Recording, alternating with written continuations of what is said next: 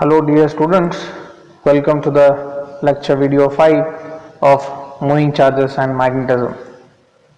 Today we are going to discuss Biot-Savart's law in the vector form, and then at last using Biot-Savart's law we are going to find out magnetic field on the axis of current carrying loop. Let us begin with Biot-Savart's law. Let us try to understand the statement of Biot-Savart's law. Biot-Savart's law is useful to find out magnetic field at a point P due to a current element. Before we proceed ahead, let us try to understand what is current element. To know that, let us have a diagram of a wire AB carrying current I. So I would take a small portion of this current carrying wire and I will call this as length element. And let us try to take a point P where I have to find out the magnetic field due to this small length element. Further, if I try to take the current element is the length element into current. Let theta be the angle between the position vector r and current element. With this amount of knowledge, we can easily understand the Biot-Savart's law. So Biot-Savart's law says the magnitude of magnetic field dB due to the current element IDL will be directly proportional to the current flowing in that element, that is proportional to I, and magnitude of magnetic field will also be proportional to the length element dl, and further it will also be proportional to the sine of angle between current element and the position vector. Further, it will be inversely proportional to square of the distance between point and the current element, that is dB is proportional to 1 by r square. Let us combine them together and we get the magnitude of magnetic field at point P will be I dl sine theta divided by r square. To remove the proportionality symbol, we have to put a proportionality constant that comes out to be mu naught divided by 4 pi. Here mu naught is called absolute permeability of vacuum or free space. Like in case of electric field we use absolute permittivity, we use here absolute permeability for magnetic field. The value of mu naught is 4 pi into 10 raised to minus 7 Tesla meter per ampere. But in numerical you can use this directly as 10 raised to minus 7 Tesla meter per ampere. Directly we can substitute this value in the numericals to get the solutions very easily. Moving ahead, let us try to now study Biot-Savart's law in vector form. To get the Biot-Savart's law in vector form, I will multiply r and divide the formula with r. Once I do it, I would get this term. Here I have it to be dl into r into sine theta. Here this reminds me of cross product of dl and r. And where is the angle theta? Theta is between dl and r. So I can write the vector form in this manner. This is the vector form of Biot-Savart's law. So the cross product gives me the direction of magnetic field. So this is the vector form of Biot-Savart's law. Here we need to note that is dB value is perpendicular to plane containing dl and r. So if you try to take dl and r in the same plane, then dB will always be perpendicular to that, or else you can use cross product rule to find the direction of dB. Now let us move ahead and try to study magnetic field on the axis of current carrying loop. Consider a current carrying loop placed in YZ plane with a center O and having radius capital R.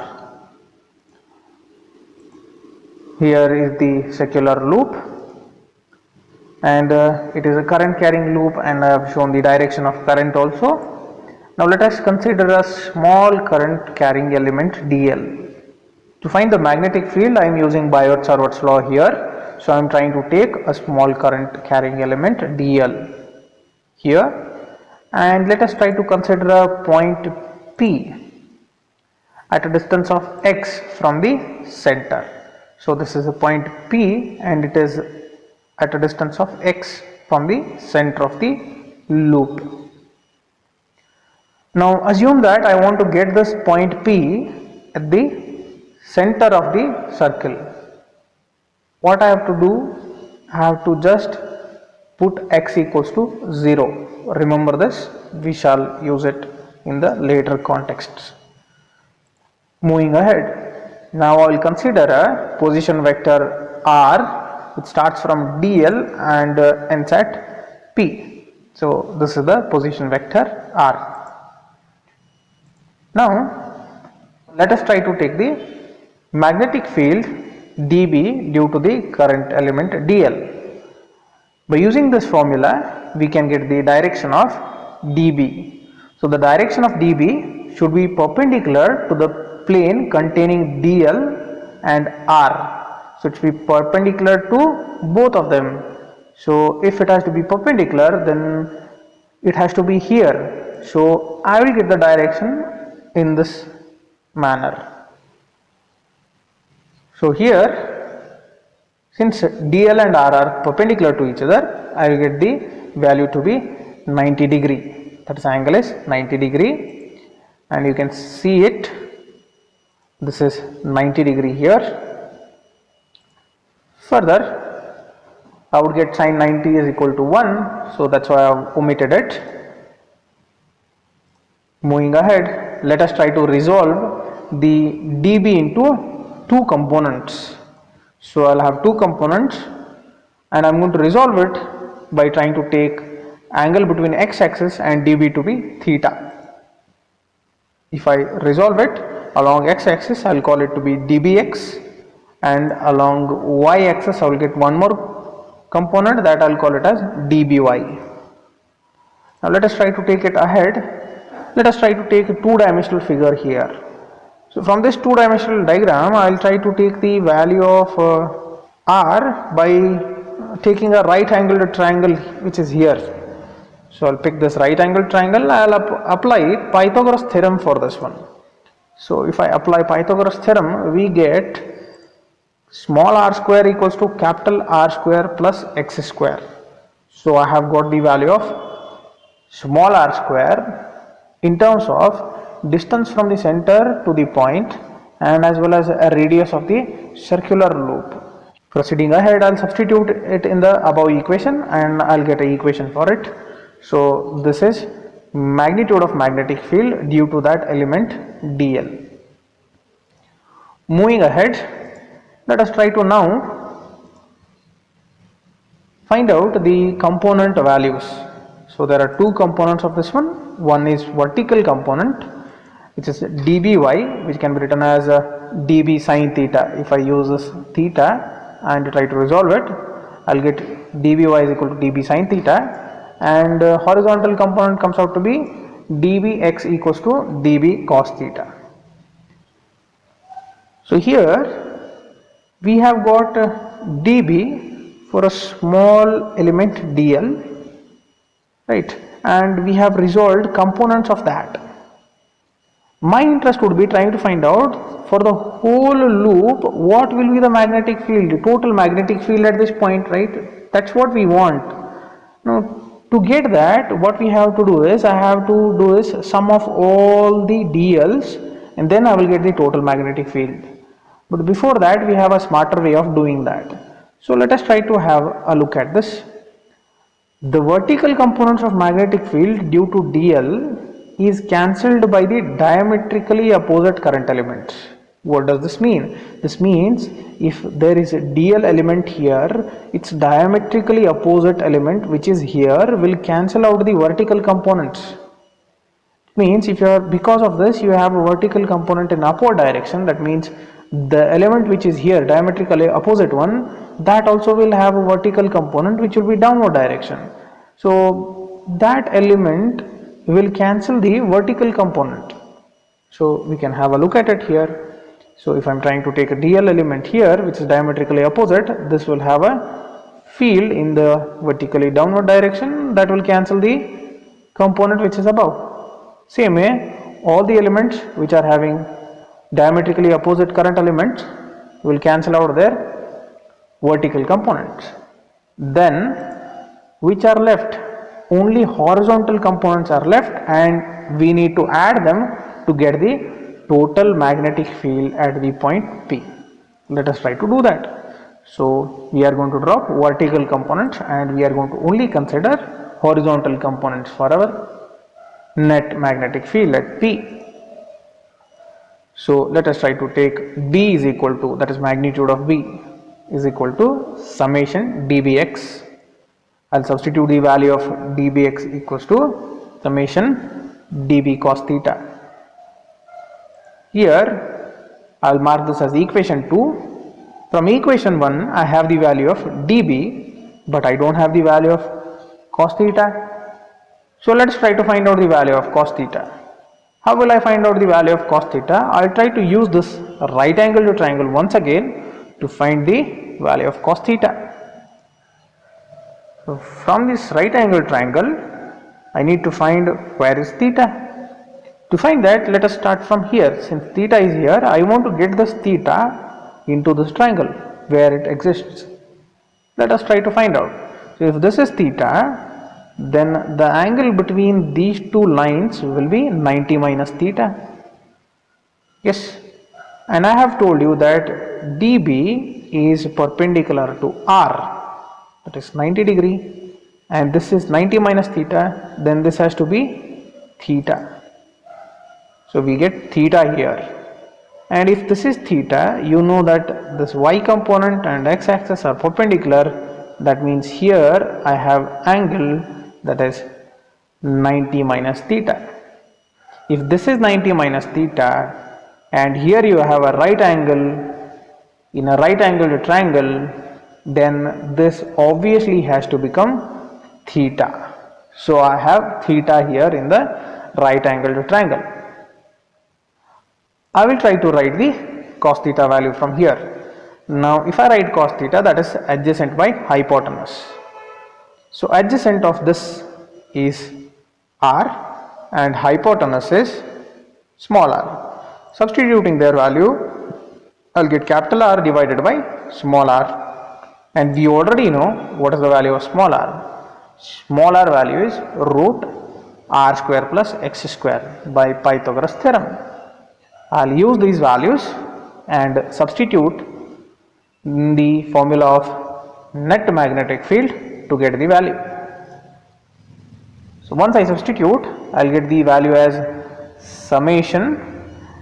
In the place of dB, I need to substitute this value, magnitude of dB. So we have substituted that, and into cos theta value, just now we have seen it, that is r divided by root r square plus x square.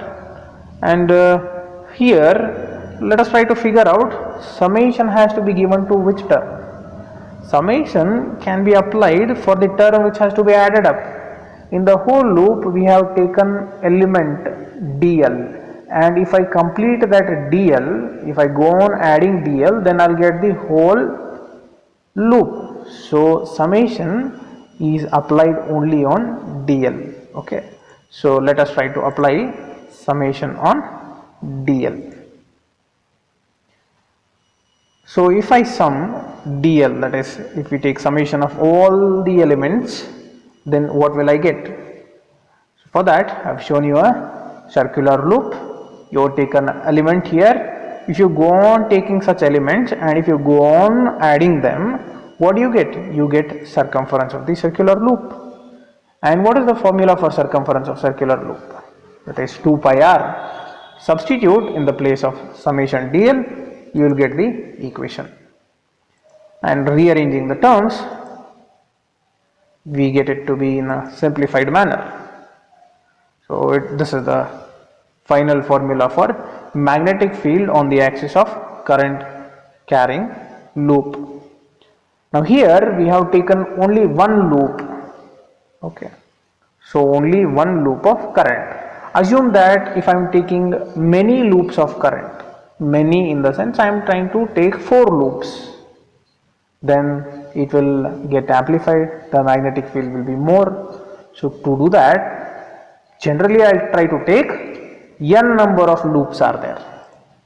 So if I take n turns of loop are there, then I just have to do is multiply the n to the above equation. In this equation I have multiplied n, that this will amplify the magnetic field. This is for n turns of current carrying loop. So now let us try to find out what will be the magnetic field at the center of the loop. What do you mean by center? Center means trying to get the point P from any place on any value on the axis to the center. So if I put x equal to 0, then the P will come at the center of the circular loop. If I substitute that in this formula, here I will get this expression.